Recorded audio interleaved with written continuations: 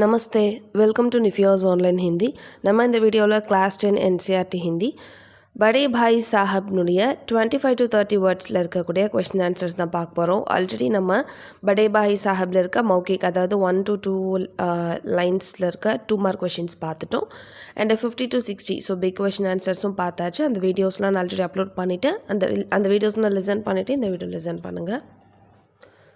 निम्नलिखित प्रश्नों के उत्तर 25 to 30 25 से 30 शब्दों में लिखिए. सो 25 to 30 वर्ड्स எழுத சொல்லியிருக்காங்க. फर्स्ट क्वेश्चन பாருங்க.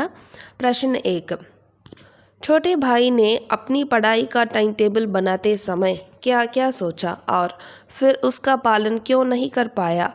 छोटा भाई அதாவது பிரேம்சந்த் அவர் வந்து படிக்கிறதுக்காக டைம் டேபிள் வந்து ப்ரிப்பேர் பண்ணுறாரு. அப்படி ப்ரிப்பேர் பண்ணும்பொழுது அவர் என்னென்னலாம் யோசிச்சார். அவர் ஃபிர் அப்படின்னா அதுக்கப்புறமா உஸ்கா பாலன் அதை வந்து ஏன் அவர் ஃபாலோ பண்ணல அப்படின்னு சொல்லி கேட்குறாங்க. छोटे भाई ने अधिक मन लगाकर पढ़ने का निश्चय कर टाइम टेबल बनाया जिसमें खेलकूद के लिए कोई स्थान नहीं था. ஸோ அந்த छोटा भाई அந்த சின்ன தம்பி என்ன பண்ணுறான் அப்படின்னா அதிக மண் லகாக்கர் ரொம்ப மனசு வச்சு ஓகே நம்ம படிக்கிறதுக்காக மனசு வச்சு நம்ம கண்டிப்பாக படிக்கணும் அப்படின்ற ஒரு எண்ணத்தில் டைம் டேபிள் வந்து ப்ரிப்பேர் பண்ணுறான். அதில் அவன் ப்ரிப்பேர் பண்ண டைம் டேபிளில் வந்து விளையாடுறதுக்கு எந்த நேரமும் அவனுக்கு அமையலை. पढ़ाई का टाइम टेबल बनाते समय उसने यह सोचा அந்த पढ़ाई का टाइम टेबल அந்த ஸ்டடிங்காக டைம் டேபிள் ப்ரிப்பேர் பண்ணும்போது அவன் இதை யோசித்தான். என்னென்னா टाइम टेबल बना लेना एक बात है और बनाए गए टाइम टेबल पर अमल करना दूसरी बात है. அதாவது டைம் டேபிளை ப்ரிப்பேர் பண்ணுறது ஒன்று, ப்ரிப்பேர் பண்ணுறது மட்டும் இல்லாமல் அதை வந்து நம்ம இன்னொரு பக்கம் நம்ம அதை ஃபாலோ பண்ணணும். यह टाइम टेबल का पालन न कर पाया क्योंकि मैदान की हरियाली, फुटबॉल की उछल कूद, वॉलीबॉल की तेज़ी और फुर्ती उसे अज्ञात और अनिवार्य रूप से खींच ले जाती और वहाँ जाते ही वह सब कुछ भूल जाता. ஸோ டைம் டேபிள் ஒரு பக்கம் ப்ரிப்பேர் பண்ணியாச்சு. டைம் டேபிள் ப்ரிப்பேர் பண்ணுறது ஒரு பக்கம் இருந்தால் அதை ஃபாலோ பண்ணுறது இன்னொரு பக்கம் இருக்குது. ஸோ இந்த டைம் டேபிள் வந்து ஆனால் அவன் வந்து ஃபாலோ பண்ணலை. பாலன கற்பாயா அது வந்து அவனால் ஃபாலோ பண்ண முடியல. கியோங்கி ஏன் அப்படின்னா மைதான்கி ஹரியாலி அந்த கிரவுண்டுடைய அந்த க்ரீனிஷாக இருக்குல்ல, ஹரியாலி அப்படின்னா அந்த புல். ஃபுட்பால் கி உச்சல் குத் ஸோ ஃபுட்பால், வாலிபால் கி தேஸி ஆர் ஃபுர்த்தி ஸோ அதுதான் ஃபுட்பாலு வாலிபால். ஸோ அது எல்லாமே வந்து உஸ்ஸே அஞ்ஞாத் और அனிவாரிய ரூப் சே. அஞ்ஞாத் அப்படின்னா அன்னோன், அவனுக்கே தெரியல. அனிவாரிய கம்பல்சரி தெரியல, ஆனால் கம்பல்சரியாக ஏதோ ஒரு விஷயம் அவனுக்கு அதுதான் செய்யணும்னு சொல்லிட்டு தோணுது. அதனால அவன் அங்கே போகிறான். அவர் வஹான் ஜாத்தே ஹி அங்கே போனதுமே வஹான் சப் குச் பூல் ஜாத்தா.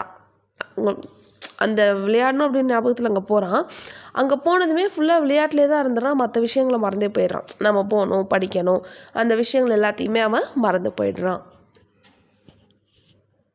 एक दिन प्रश्न 2 एक दिन जब गुल्ली डंडा खेलने के बाद छोटे भाई बड़े भाई साहब के सामने पहुंचा तो उनकी क्या प्रतिक्रिया हुई.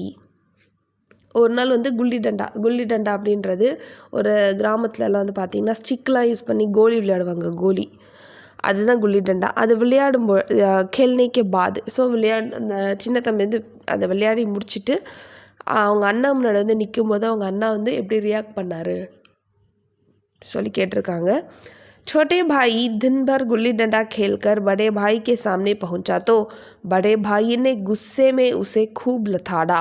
ஸோ நாள் பூரா என்ன பண்ண அந்த பிரேம்சந்த் அந்த छोटे भाई வந்து நல்லா குல்லி டண்டா விளையாடிட்டு அதுக்கப்புறம் அவங்க அண்ணா முன்னாடி வந்து நின்னா பாருங்கள். அதுக்கப்புறம் அவங்க அண்ணா வந்து ரொம்ப கோவத்தோடு அவனை வந்து திட்டினார். उसे घमंडी कहा और सर्वनाश होने का डर दिखाया.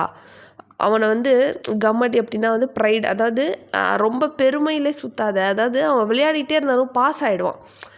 அதனால நீ என்ன ரொம்ப உனக்கு ரொம்ப ப்ரைடாக இருக்கா, அதெல்லாம் உனக்கு ஒன்றுத்துக்கும் இல்லை அப்படின்ற மாதிரி சொன்னார். அப்புறம் சர்வநாஷ் ஸோ நீ அதாவது அன்கண்ட்ரோல் சர்வநாஷ் அப்படின்னா சொல்கிற விஷயம் எதுவுமே கேட்காம இருக்கான்ல. ஸோ அது வச்சே வந்து அவனை திட்டினார், ஒரு பயம் காட்டினார். उसने उसकी सफलता को भी तुक्का बताया और आगे पढ़ाई का भय दिखाया. ஸோ அவனோட சக்ஸஸ் நீ வந்து விளையாடிட்டே இருக்கிறதுனால என்ன பெரிய உன்னோட சக்ஸஸ் பெரியஸாக கிடச்சிட போகுது. அதுக்கப்புறம் அப்கமிங் ஸ்டடீஸை பற்றி அவருக்கு ஒரு சோட்டே பாய்க்கு வந்து ஒரு பயத்தை காட்டினார். யாருன்னா படே பாய். ஓகே, ஃபஸ்ட்டு வந்து நின்னோடனே ரொம்ப கோவத்தோடு திட்டுறாரு. அதுக்கப்புறம் உன்னோட அந்த பெருமையெல்லாம் ஒன்றும் வேலைக்கு ஆகாது சொல்லிட்டு நீ இதே மாதிரி அன்கண்ட்ரோல்டாக சுற்றிக்கிட்டே இருந்த அப்படின்னா என்ன பண்ண போகிறேன்னு சொல்லிட்டு கொஞ்சம் திட்டி அவனுக்கு கொஞ்சம் பயம் காட்டுறாரு. அதுக்கப்புறம் விளையாட்டு மூலமாக வர்றது சும்மா இந்த சக்ஸஸ்லாம் ஒன்றும் பெரிய விஷயம் கிடையாதுன்னு சொல்லிட்டு அடுத்தடுத்து அப்கமிங் ஸ்டடீஸ் பற்றி அவனுக்கு வந்து கொஞ்சம் ஒரு சில விஷயங்களை சொல்லி அவனை கொஞ்சம் மேக்கிங் ஹிம் ஃபியர், அவனை வந்து பயம்படுத்துகிறாரு சின்ன தம்பியை. प्रश्न 3, बड़े भाई साहब को अपने मन की इच्छाएं क्यों दबानी पड़ी थी?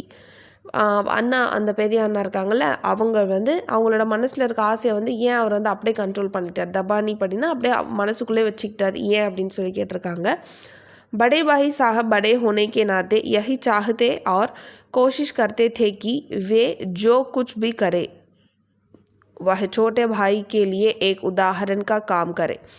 ஸோ படே பாய் சாஹப் படே ஹோத்தே, அதாவது அவங்க அண்ணா வந்து வளர வளர ஹோனேக்கே நாத்தேனா அது அந்த ரிலேஷன்ஷிப்பில் அவர் வந்து பெரியவராக இருக்கார்ல.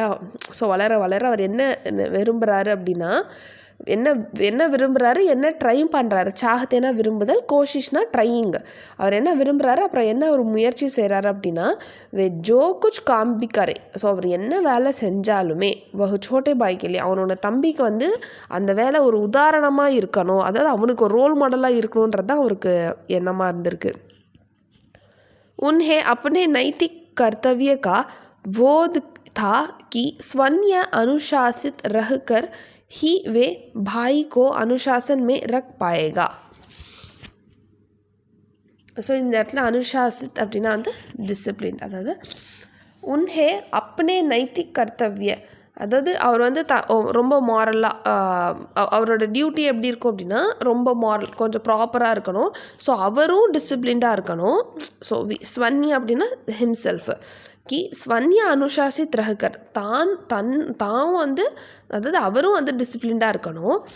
வே பாய்க்கோ அனுசாசன் மே ரக் பாய்கா. ஸோ அவர் டிசிப்ளினாக இருந்தால் தான் என்ன பண்ண முடியும், தன்னோட தம்பியும் ஒரு டிசிப்ளின்டான ஒரு ஹியூமனாக கொண்டு வர முடியும் அப்படின்னு சொல்லி யோசிக்கிறாரு. इस आदर्श तथा गरिमामयी स्थिति को बनाए रखने के लिए उन्हें अपने का मन की इच्छाएं दबानी पड़ती थी. इस आदर्श ஸோ இந்த லட்சியம், ஆதர்ஷ்னா லட்சியம், இந்த லட்சியம் தத்தா கரிமாமி அப்படின்னா கண்ணியமான, இந்த கண்ணியமான இந்த சுச்சுவேஷனை வந்து நம்ம கொண்டு வரணும் அப்படின்னா அவர் என்ன பண்ணணும், அவரோட சில ஆசைகளை அவர் கண்டிப்பாக கண்ட்ரோல் பண்ணி தான் ஆகணும். ஸோ இதுதான் ரீசன், அவரோட அந்த மனசில் இருக்க ஆசைகளை கண்ட்ரோல் பண்ணுறதுக்கான ரீசன் இதுதான். प्रश्न 4, बड़े भाई साहब छोटे भाई को क्या सलाह देते थे और क्यों? அண்ணா வந்து தம்பிக்கு என்ன அட்வைஸ் கொடுக்குறாரு, அப்புறம் ஏன் கொடுக்குறாரு.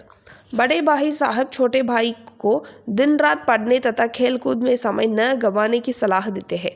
அண்ணா என்ன சொல்கிறாருன்னா டே அண்ட் நைட்டாக படி, விளையாட்டில் சிந்தனையை கொண்டு போகாத அப்படின்னு சொல்லி அட்வைஸ் பண்ணுறாரு.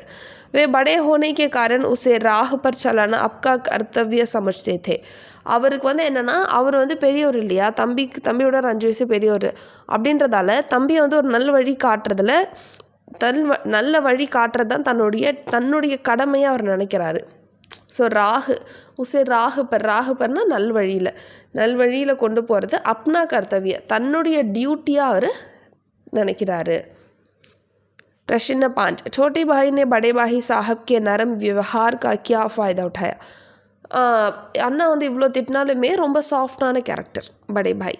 ஸோ சோட்டே பாய், ஸோ இது அந்த சாஃப்டான கேரக்டர் மூலமாக என்னென்ன அட்வான்டேஜ்லாம் தம்பி எடுத்துக்கிட்டான்னு சொல்லி கேட்டிருக்காங்க. சோட்டே பாய், அதாவது இங்கே இந்த இடத்துல இன்னும் நல்லா தெரிஞ்சுக்கோங்க, இங்கே சோட்டே பாய் தான் வந்து லேखक प्रेमचंद. छोटे भाई ने बड़े भाई साहब के नरम व्यवहार का अनुचित फ़ायदा उठाया. अनुचितना इनअप्रोप्रिएट, நிறைய பெனிஃபிட்ஸ் எடுத்துக்கிட்டாரு. ஜிஸ்ஸே உஸ்கி ஸ்வச்சந்ததா பட் கயி. இதனால் அவருடைய அந்த அண்ணா வந்து எப்பயுமே கொஞ்சம் சாஃப்டான ஆள் தானே அப்படின்ற மாதிரி ஒரு நிறைய இன்அப்ரோப்ரியேட் நிறைய எக்கச்சக்கமான அட்வான்டேஜஸ்லாம் அவர் எடுத்துக்கிறாரு. ஜிஸ்ஸே இதனால் உஸ்கி ஸ்வச்சந்ததா அப்படின்னா வழி மாறி போகிறது, கரெக்டான ஒரு வழியில் இல்லாமல் வேறு வழி தவறி போகிறது, அந்த விஷயம் வந்து அதிகமாகிடுச்சு. और उसने पढ़ना लिखना बंद कर दिया. அப்புறம் படிக்கிறது எழுதுறது படிக்கிறது எல்லாத்தையும் என்ன பண்ணிட்டாரு, ஃபுல்லாக ஸ்டாப் பண்ணிட்டாரு.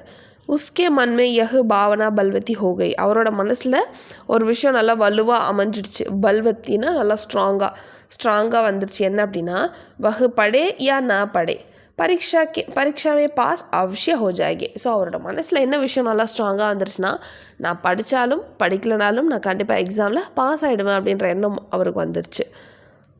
इतना ही नहीं उसने अपने सारा समय पतंगबाजी को ही भेंट कर दिया. ஸோ அவர் என்ன பண்ணுறாரு, இதை மட்டும் இல்லாமல் ஸோ படித்தாலும் படிக்கலாம் நான் தான் கண்டிப்பாக பாஸ் ஆகிடுவேன் அப்படின்றது மட்டும் இல்லாமல் உஸ்னே அப்னா சாரா சமய் அவரோட அந்த முழுமையான நேரத்தையும் பத்தங்பாஜி கோஹி ஸோ அந்த விளையாடுறது ஸோ அந்த விளையாட்டில் என்ன பண்ணிட்டாரு தன்னோட நேரத்தை ஃபுல்லாக அந்த விளையாட்டுக்கே பரிசாக கொடுத்துட்டாரு. பேண்ட் அப்படின்னா அந்த இடத்துல கிஃப்ட்டு. ஆக்சுவலாக ஏன் இதை இங்கே மென்ஷன் பண்ணியிருக்காங்க அப்படின்னா தன்னோட நேரத்தையே வந்து அவர் ஃபுல்லாக அந்த பிளேயிங் கேஸ் கொடுத்துட்றாரு இல்லையா, அதனால சொல்லியிருக்காங்க தன்னோட நேரத்தையே வந்து முழுமையாக பரிசாக கொடுத்துட்டாரு விளையாட்டுக்கு அப்படின்னு, விளையாடிக்கிட்டே இருக்கணும் அப்படின்றதுக்காக. ஓகேங்களா. ஸோ 5 கொஷின்ஸ் நம்ம இதில் பார்த்துட்டோம். இல்லை எதுவும் டவுட் இருந்தால் எனக்கு கீழே கமெண்ட் செக்ஷனில் கேளுங்க.